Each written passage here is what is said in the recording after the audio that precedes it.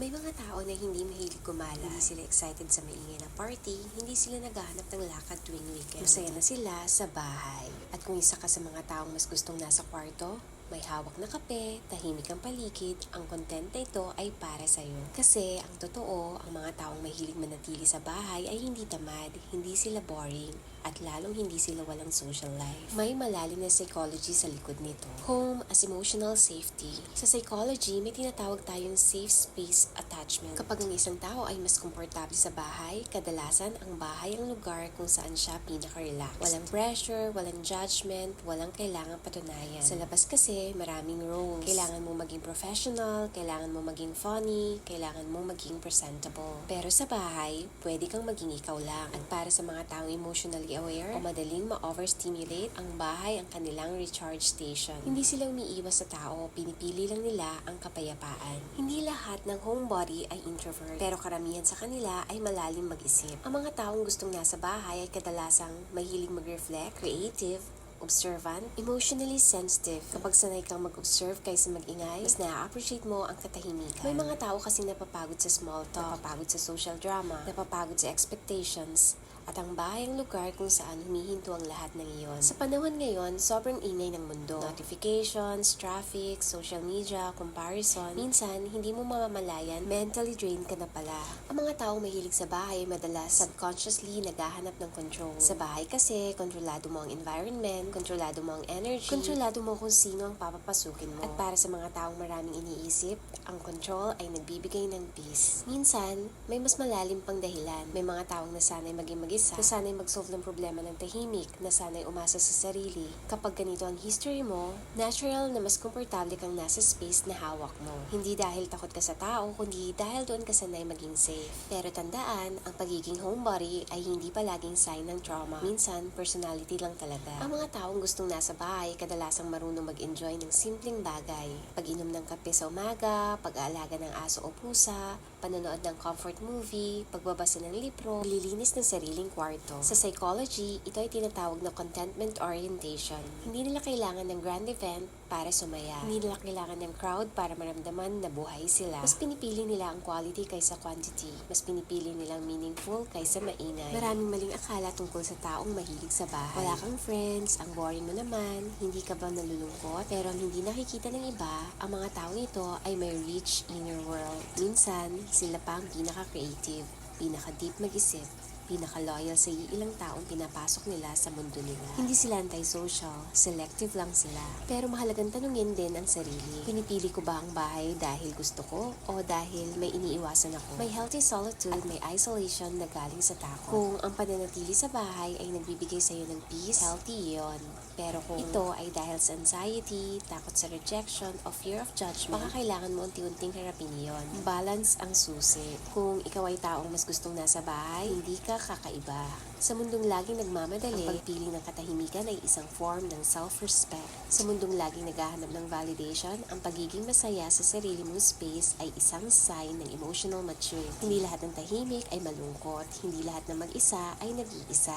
Minsan, ang pinakamayaman na mundo ay ang nasa loob ng sariling tahanan. Ang mga taong mahilig manatili sa bahay, madalas tahimik sa labas pero maingay ang isip.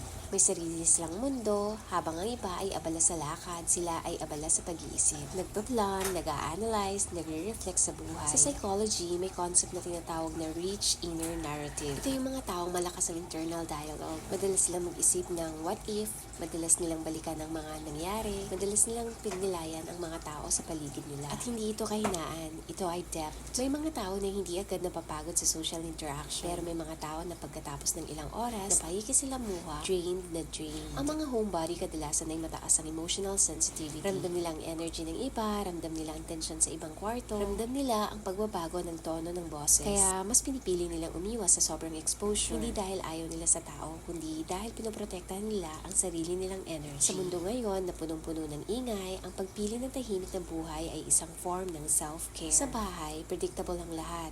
Alam mo kung saan ang gamit mo, alam mo kung paano ang takbo ng araw mo, alam mo kung sino ang kasama mo. Para sa mga taong lumaki sa environment na chaotic, ang predictability ay sobrang comforting. Kapag nasanay ka na sa instability, hinahanap mo ang stability. At para sa iba, ang bahay ang simbolo ng control at calmness. Alam mo ba na maraming creative people ang mahilig sa solitude? Writers, artists, thinkers, content creators. Kasi sa katahimikan, lumalakas ang imagination. Kapag walang distraction, mas malinaw ang ideas. Kaya minsan, ang taong nasa bahay lang ay hindi stagnant. Tahimik lang silang gumagawa ng sarili nilang mundo. Hindi mo nakikita ang progress pero may nangyayari sa loob. Pagkaibang loneliness at solitude. Loneliness, pakiramdam na may kulang. Solitude, pagpili na mag-isa dahil masaya ka doon. Ang mga healthy homebody, hindi sila malungkot. Content sila. May konting circle, may sariling routine, may sariling rhythm. Hindi nila kailangan ng maraming tao para maramdaman na valued sila. Alam nila ang halaga nila kahit tahimik lang ang mundo. Isa sa pinakamalaking struggle ng mga taong gustong nasa bahay, ang hindi maintindihan, sumama ka naman, lumabas ka naman,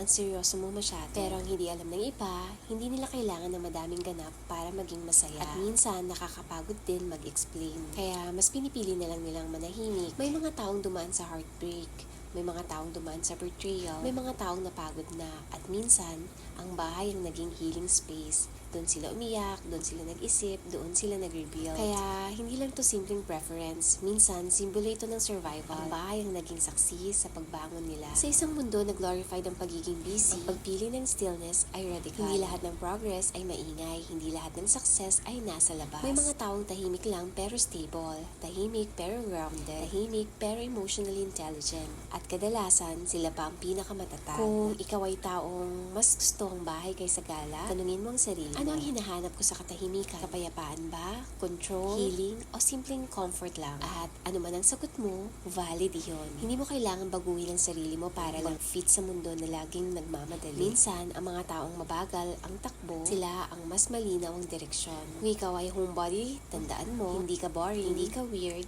hindi ka behind sa buhay. Pinipili mo lang ang peace kaysa pressure, depth kaysa drama, calm kaysa chaos. At sa panahon ngayon, baka-rare ng taong marunong maging masaya sa simpleng buhay. Comment below, peace over pressure. At kung gusto mo pa ng mga ganitong psychological deep dive content, don't forget to like and subscribe. Dito sa channel na ito, pinapaliwanag natin ang behavior, pero mas pinapahalagan natin ang pagiging totoo sa sarili. Sa huli, ang pagiging taong mahilig manatili sa bahay ay hindi simple preference. Ito ay personality, ito ay coping, ito ay lifestyle. At minsan, ito ay healing. Sa mundo na laging nagsasabing, go out, be seen, be loud, be everywhere, may mga taong pinipiling sabihin, I'll stay, I'll rest, I'll choose peace. At alam mo kung anong maganda doon? Hindi lahat ng lumalabas ay masaya. At hindi lahat ng nasa bahay ay malungkot. Minsan, ang totoong growth ay nangyayari sa mga tahimik na gabi. Yung walang nakakaalam na nag-iisip ka, yung walang nakakakita na inaayos mo ang sarili mo, yung walang nakakarinig ng mga pangarap mong binubuo. May mga pangarap na hindi kailangang i-post, may mga plano na hindi kailangang i-announce, mga pagbabago na tahimik lang pero malalim. Kung ikaw ay taong masaya sa sarili mong espasyo, malaki mo yan.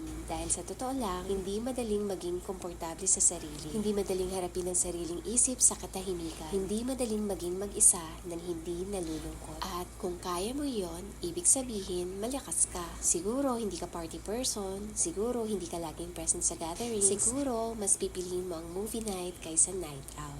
At okay lang yon. Ang mahalaga, hindi ka tumatakas sa buhay. Pinipili mo lang ang version ng buhay na tahimik, pero totoo. At kung sakaling may araw na kailangan mong lumabas ka, hindi dahil pinilit ka, kundi dahil gusto mo. Balance. Dahil ang tunay na peace ay hindi lang nasa loob ng bahay. Nasa loob din iyon ng puso mo. Kung nakarelate ka sa video na ito, isulat mo sa comments, home is my reset. At kung ikaw ay tahimik na lumalaban sa sarili mong paraan, alam mo na hindi ka nag-iisa. Sa channel na ito, pinapahalaga natin ang mga taong hindi laging nakikita, pero malalim mag-isip. Hanggang sa susunod nating pag-uusap, magpahinga ka kung kailangan mo, lumabas ka kung gusto mo, pero higit sa lahat, kilalanin mo ang sarili mo. Because sometimes, the strongest people are the ones who are perfectly okay being alone at home. See you on the next video!